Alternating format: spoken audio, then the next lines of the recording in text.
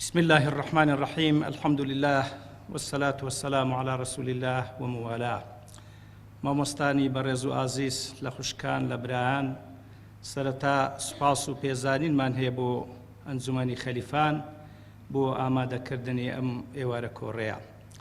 و بە خێراتنێکی گەرم و گورتان دەکەین بەخێر بێن سەر چاومان، خوای گەورە پاداشتان بداتەوە. دیارە من دەمەوێ بابەتێکتان پێشکەشکەم بە ناوی کێشەکانی ئومەتی ئیسلامی. دیارە ئومەتی ئیسلامی یا میلەتی موسڵمان لە جیهانی خۆی یا لە جیهانی ئیسلامی لە دێر زەمانەوە تەنانەت تا دەگاتە ئێستاش کۆمەڵێک کێشە و ئاریشەی هەن. بەڕاستی پێویستە ئینسان وەکو ئەندامێک وەکو موسڵمانێک دەرچیان پێ بکە ئەو کێشانە بزانێ. جا چ بە وشە و ئەندازەی کێشە بێ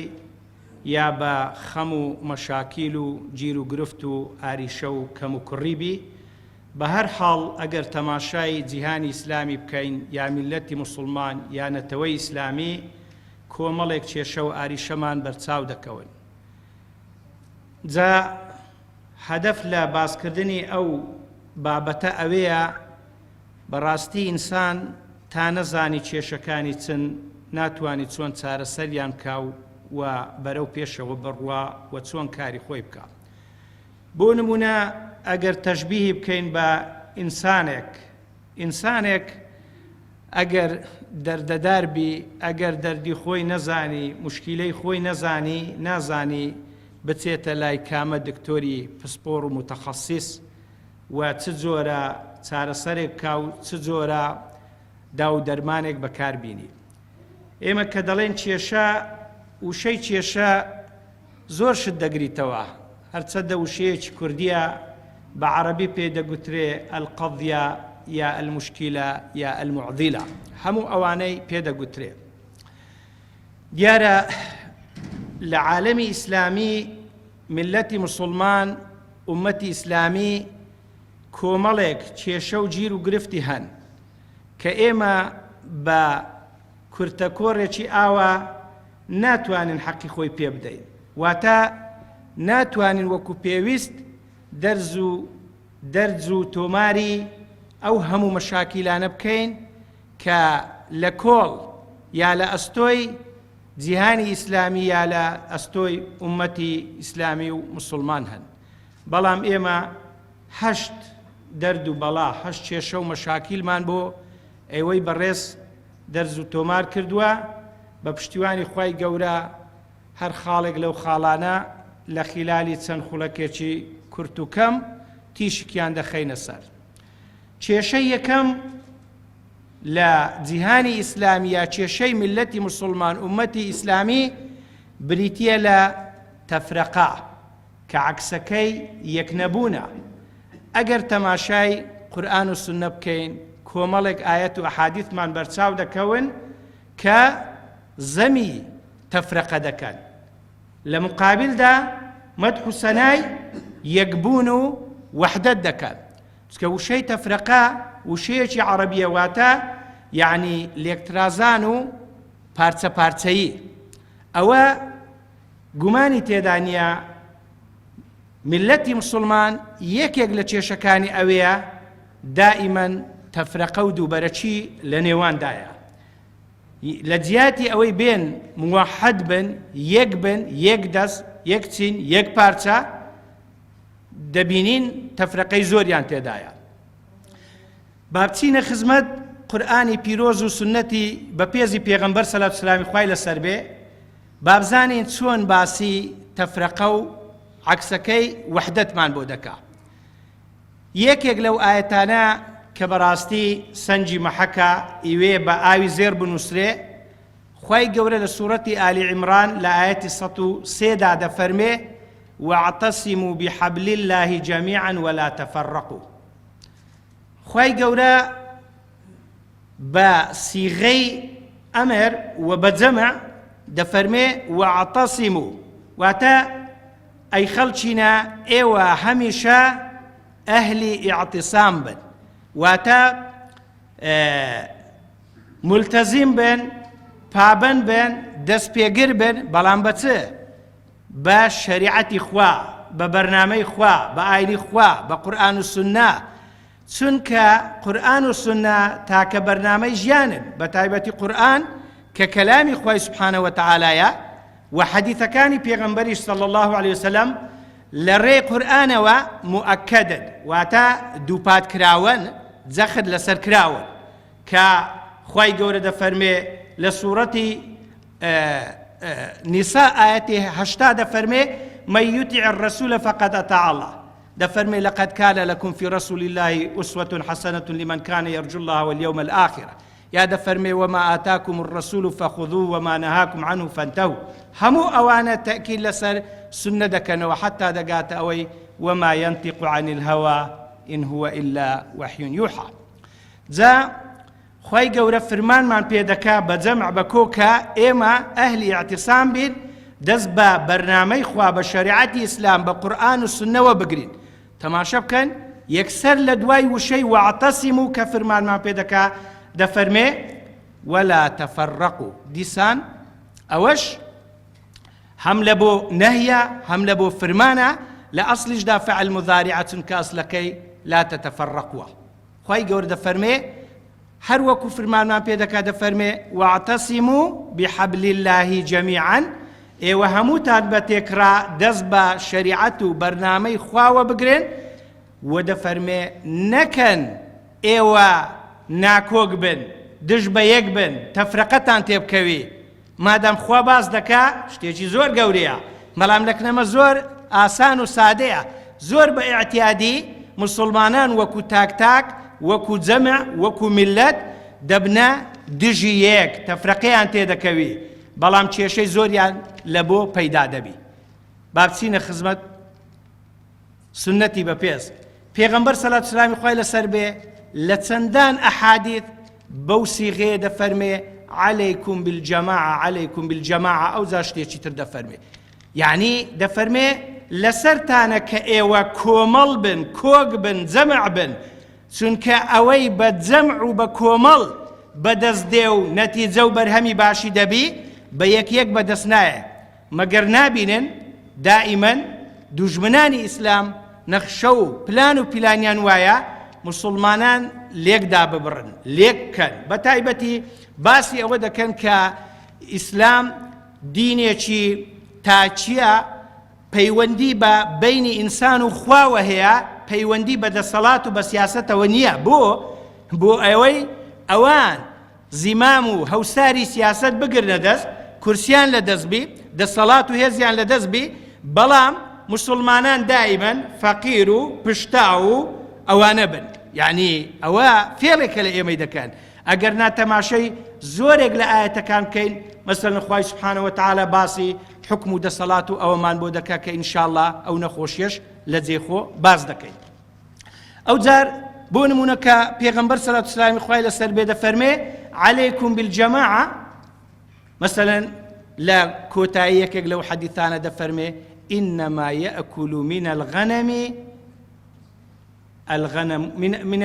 الغنم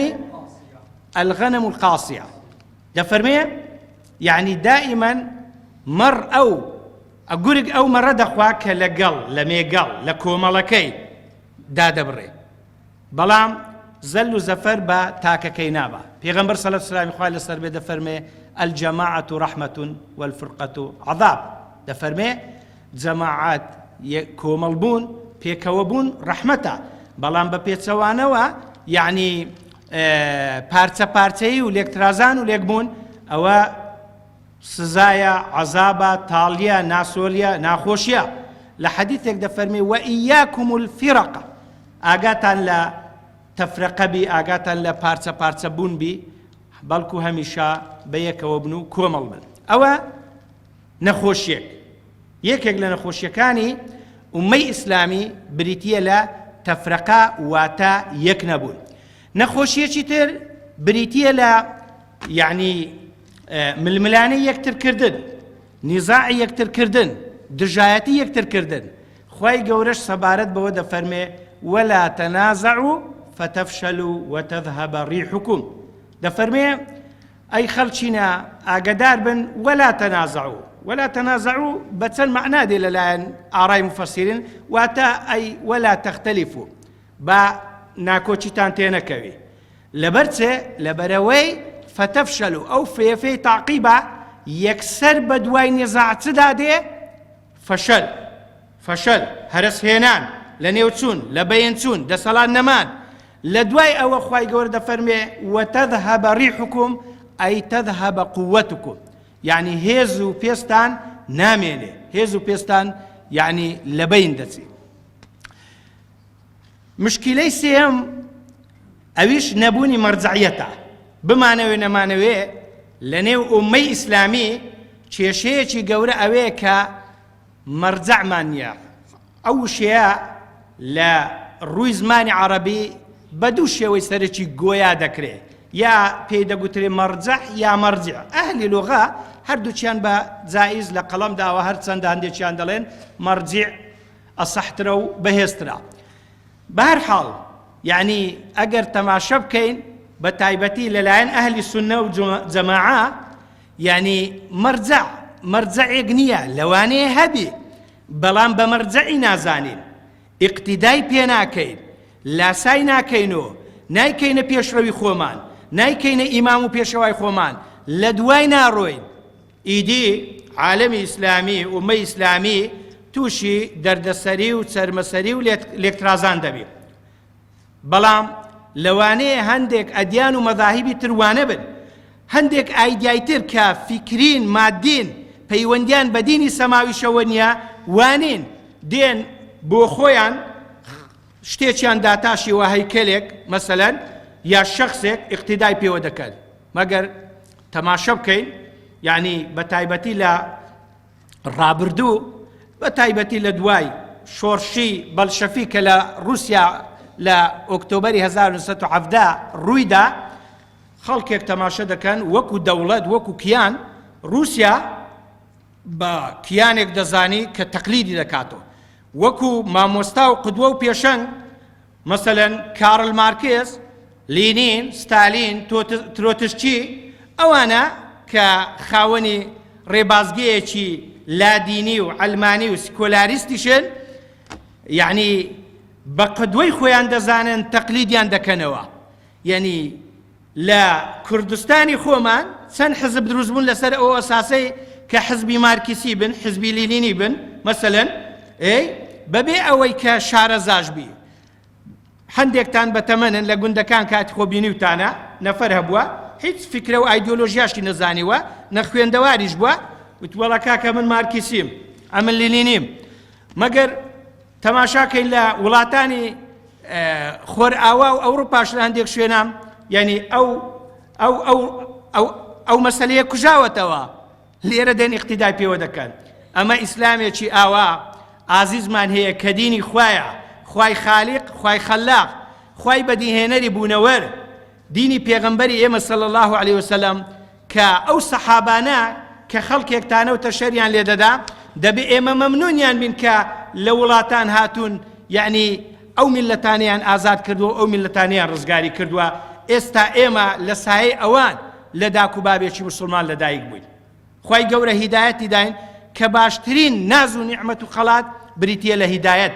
لێرە زۆر هەستی پێ ناکەین تا نەچینە قەبر و قیامەت تا حەشر و حسابمان لەگەڵ نەکرێ نازانین ئەو دینە چ ڕەحمەت بووە چ نیعمەتێک بووە بۆ ئێمە بەعەکسەوە ئەفکاری بێدینی و لادینی چ نیقمەتێک بووینە بۆ گەلانی مسلمان حتا بە شێوەیەکی گشتی بۆ ئینسانیەت و بۆ بەشەریەت جا بێمە سەر نوقتەکەی خۆم بەڕاستی جیهانی ئیسلامی بە تایبەتی ئەهل سونە تووشی ئەو کێشە ئەو دەردەبووینە کە نەفەرێکی عالیم بە قودوەی خۆیان بە مەرجعی خۆیان نازانن تا ئیقتیدای پێوە بکەن و فتوای لێ وەربگرن بۆیە فرە فتوا هەیە نەک هەر لە جیهانی ئیسلامی حتا ماشە دەکەی لە بوقعەیەکی جوگرافی وەکی عێراق وەکی کوردستان وەکی حیجاز مەسەلەن یعنی چەندان کەس موفتی و چەندان کەس فتوا دەدرێ و گەنجێک احترامان کۆلکەنە خوێندەوارێکە مەسەلەن قید دەبیتۆ بەرامبەر عالیمێکی ڕادەوەستی لەوانەیە یعنی فەریکە خوێندەواریش بی شارەزایەکی ئەو تۆشی نەبی يعني اقتدا بە عالمەکی گەورەوە ناکە هۆش کاکە کێشەیەکی تر لە نێو ئومەی ئیسلامی بریتیە لە نەبوونی حکم و دەسەڵاتی ئیسلامی بەڕێزان ئازان ئیسلام بۆیە هاتووە تا حاکم بی بۆیە هاتووە تا خەڵک یعنی تەبعیەتی لێ بکە ئەگەر تەماشە بکەین بە واقعی حاڵیش مەسەلەی حکم و دەسەڵات زۆر گرنگە هەر گەل و میلەتێک هەر تیرە و عەشیرەتێک ئەگەر حکم و دەسەڵاتی ناوچەیەک یا هەرێمی خۆی یا وڵاتی خۆی بەدەستەوە بوو ئەتوانی چۆن خەڵکی بار بێنی ئاوا مەسەلەن باری بێنی ئەگەرنا بە پێچەوانەوە تەماشە دەکەین لە جیهانی ئیسلامی لە سۆنگەی ئەوەوە کە لە وڵاتێک حکمی ئیسلامی حەقیقی نییە ئەگەر ئیدعاشی بۆ بکەن بەڵام نییە کە ئیش بە قورئان و سونە بکرێ لەوانەیە ئیش بە قانونی وەضعی دەکرێتن لە سۆنگەی ئەوەوە میلەتی مسلمان میلەتێکی مضطهەدە سەوساوەیە مەزلومە ژێردەستەیە تابیعە پاشکۆیە لە سایە و لە پای ئەو سەرکردانەی کە خۆیان بە ناو بە مسلمان دەزانن بەڵام شوێنکەوتەی قانونی شەرق و غەربن شوێنکەوتەی فیکرە و ئایدیا و ئایدیۆلۆژیای شەرق و غەربن میلەتی مسلمان ئاوای بەسەراتوە کەچی خوای گەورە تەماشە دەکەین لە چەندان جێ باسی حکم دەکات کە حکم دەبێ بۆ خوابی و دەسەڵات بۆ مسلمانان بی خوای گەورە دەفەرمێ ومن لم يحكم بما أنزل الله فأولئك هم الكافرون هەر کەسێک حکم بەوە نەکا کە خوا دای بەزاندووە کە بریتیە لە قورئان ئەوە کافر و بێباوەرە یعنی ئەو قسانە قسەی پرۆپوچن ئینسان بێ حکم بە یعنی بیر و باوەڕێک کە پێچەوانەی ئیسلام بی بەڵام خۆشمان بە مسلمان بزانێت خەڵک دێ یعنی خۆی بە مسلمان دەزانی بەداخەوە دیموکراتیەت و ئیشتیراکیەت و ناسیۆنالیزم و سکۆلاریزم و ئەلمانیەت هەڵدەبژێری دەیکاتە بەرنامەی ژیانی خۆی بەلام ئیسلام وەڵا دەنێ ئایا تو چت لەوە داوە چت لەوە قازان کردووە بەڵام ئیسلامەکەی تۆ بەرنامەی خوایەکە کە خوا ئەتۆ کەون و کاینات و هەموو بوونەوەری دروست کردووە خاڵێکی تر کێشەیەکی تر شارەزانەبوون لە ئیسلام بەڕاستی بەڕێزینە یعنی هەر گەل و میلەتێک شارەزابی لە بەرنامەی خۆی شارەزابی لە واقعی سیاسی لە واقعی ژیان ئەوە باشتر دەرک بە حەقیقەتەکان دەکا بە مەسائلی سیاسی دەکا ئەگەر نا بە پێچەوانەوە خەڵکێکی یعنی غەریب و فەقیر حاڵ دەبی دائیمەن ئێمە وەکو مسلمان بەڕاستی هەوڵ بدەین یعنی بخوێنینەوە میلەتێکی یعنی تێگەیشت و پێگەیشت و شیار بێدار بین بە تایبەتی شارەزای ئیسلام بین شارەزای علومی شەرعی بین زۆر گرنگە ئەگەر شارەزای علومی شەرعی بووین دەزانین فەلسەفەی حەڵال و حەرام چییە دەزانین کوفر و ئیسلام چییە دەزانین شرک و ئیسلام چییە دەزانین حەق و ناحەق و باتیل چییە ئەگەر نا بە پێچەوانەوە اختلاط دەبێ و لێمان تێکەڵ دەبێ و لێمان مەزیج دەبێ کێشەیەکی تر پابەند نەبوون بە ئیسلام بەڕاستی مسلمانان لە جیهانی ئیسلامی وەکو پێویست ملتەزم نینە بە شەریعەتی ئیسلام بە قورئان و سونە تەماشە دەکەین لە هەندێک حاڵەت دەردەکەوی لە حاڵەتی سڵح و عەداوەت و مەسلحەت و کێشە و مەشاکیل و ئەوانە چەند زار گوێتان لێ بووە کاتێک کە ئەوە ئاشتەوایی لە مابەینی دوو کەس هیا دوو تائیفە دەکەین دەڵێ ئەرێ کاکە زەحمەت نەبی مەسەڵەن مەلایەک پێی دەڵێ ئەرێ بۆت بە قانون کەم یان بۆ بە شەریعەت کەم وەڵام مامۆستا تەماشە دەکا ئەگەر مەسلحەتی لە قانون دابی با قانونەکی یعنی دژی دینیش بی جا لە میراتە لە مەسەڵەن زەواجە لە ئەحوالی شەخسیە ئەرێ وەڵا کاکە ئەبن بە شەرع ناکەم لۆم بە قانون کە بەس لەبەر 2 درهەمی 2 دیناری 2 دۆلاری مەسلحەتی لەوەیدایە ئەوەی کەی عەقیدەیە کەی مەبدەئە کەی دینە یعنی ئینسان بەڕاستی دەبێ ئاوا مەبدەئی بێ ئیسلام بەسەر مەسلحەت و بەسەر خۆ و بەسەر نەفسی خۆیدا هەڵبژێری بۆیە بەڕاستی ئەگەر بێن شارەزای بیرروباوەڕی ئیسلامی بین یعنی ئەو کاتە باشتر دەزانین حەق و ناحەق کوفر و باتیل چییە ناین بە دوای خەڵکی خراپ بکەوین ناین بە دوای حزبی خراپ بکەوین ناین پەیڕەوی لە حزبی خراپ بکەین ناین مەسەلەن حەڵال و حەرام لێک نەکەینەوە. بۆیە زۆر گرنگە یعنی ئیلتیزاممان بە ئیسلامەوە هەبێ، ئینسان یەکەم جا لە ذاتی خۆیدا یعنی ئیسلام لەسەر خۆی تەطبیق بکات. ناشرێم کولەن کەس ناتوانێت، بەڵام بە پێی توانە ئەوەندەی لە تواناماندایە ئیلتیزاممان بە ئیسلام بی و ئیسلام لەسەر خۆمان تەطبیق و پراکتیزە بکەین. دوو کێشەمان ماون هیوادارم لەگەڵمان بن. یەک حساب نەکردن بۆ بەرامبەر، ئەوەش کێشەیەکە لە عالەمی ئیسلامی. جاری وا هەیە یعنی شەخسێک خوای گەورە تۆزەکی پێداوە، جا سەقافەتی پێداوە، دەسەڵاتی پێداوە، یا جەمعەک قووەتێکی پێداوە و منتیقەیەکی پێداوە و شتێکی پێداوە، یعنی واقع بینە، حساب لە بۆ مقابل ناکە، معجەبە بەخۆی، سەرسامە بەخۆی، بەس حساب بۆ خۆی دەکا، وا دەزانی بەس بۆ خۆی عەلامەی دەهرە، نازانی کە خەڵکی تریش کاکە زانایە، دانایە، متەخەسیسە، پسپۆرە، قووەتی هەیە، تەکنەلۆژیای هەیە، ناکرێ ئیستیهانەی پێ بکەی، ناکرێ حسابی بۆ نەکەی، ناکرێ گاڵتەی پێ بکەی. مەگەر دەبینین لە جیهانی ئیسلامی یعنی لە زۆر شوێنان حکم لە بەردەستی خەڵکی خراپە و حزبی خراپە لەبەر چێ؟ لەبەر ئەوەی لەوانەیە ئەوان دەست پێشخەریان لە خەباتی نەتەوەی خۆیان کردبی، لەوانەیە لەبەر ئەوە بی کە مسلمانان وەکو پێویست حسابیان لە بۆ نەکردبن، بە تایبەتیش کاتێک کە مسلمانان تووشی تەفرەقە و لێکترازان دەبن، تووشی ئەوە دەبن کە خەڵکێکی تر حکمیان بکە. ئاخر خاڵ گوناه و تاوانەکان بە ئەوەش لەبیر نەکەیت، ئەوەش کێشەیەکە لە کێشەی تاچی ئیسلامی، لە کێشەی ملەتی مسلمان. جا گوناه و تاوان بە مەفهومێکی فراوان بگرە، هەر لە قەتل، هەر لە زینا، هەر لە حەرام خواردن، هەر لە غەیبەتکردن، هەر لە نەمیمی، هەر لە فەسادی، هەر لە گەندەڵی، یعنی تا دەگاتە شتە بچووکەکان. ئەگەر بێت و ملەتی مسلمان یعنی پشتی تێبکە، وازی لێبینی نەیکا، ڕەبتی لەگەڵ خوای خۆی بەهێز بێ، بە تەئکید ئیمدادات و ئیغاثاتی خوای سبحانه وتعالى زۆر دەبێ، بەڵام بەداخەوە لە ئەنجامی ئەوەی ئەو دڵە پاکە کە یعنی بە فیترەت ئینسان مسلمانە، کە پێغەمبەر سەلات سلامی خوای لەسەر بێ دەفەرمێ كل مولود يولد على الفطرة فكان أبواه يهوداني أو يمجساني أو ينصراني. دەفەرمێ هەر تازە لە دایک وێک لەسەر فیترا، لەسەر پاچی لە دایک دەبی، بەڵام پەروەردەکەی، بیئەکەی، ژینگەکەی، دەوروبەرەکەی، داکوبابەکەی لە پەروەردەکردندا، لە قوتابخانەدا وای لێ دەکرێت کە ببێتە ئینسانێکی خراپ، ئینسانێکی غەیرەدین. مەگەر ئەمە نابینین ئێستا لە ماڵەکانمان خەڵکی مسلمان مناڵی خۆ پەروەردە دەکرد، بەڵام کاتێک کە دەستە قوتابخانەی، کاتێک کە دەستە کوچە و کۆڵانی، لەوانەیە لەوێ غێر پەروەردەبی. تەماشە دەکەن ئێستا غەرب ئەو شاڵاوەی بەرامبەر بە وڵاتانی خۆرهەڵاتی ناوین هەیە، هەستا لە میسر وای کرد، لە وڵاتی تر وای کرد، ئێستا دەیینیتە کوردستانی خۆمان دەستکاری پەروەردە دەکا، دەستکاری منهەجی تەربەوی تەثقیفی دەکا. یعنی دەڵێ کاکە یعنی چۆن دەبێ لە کتێبی قوتابخانە باسی بەهەژ بکرێ و باسی دۆزەخ بکرێ؟ ئەوە عنفە، ممارسەی عنفە، ئەوە ئیرهابیەت و تونڕۆیی پەرگیریە. مع العلم یعنی تەماشە دەکەی لە قەزیەی تەلاقە، لە قەزیەی قەتلە، لە قەزیەی کۆمەڵێک جەرائیمی یعنی ملی و مجتەمەعیە،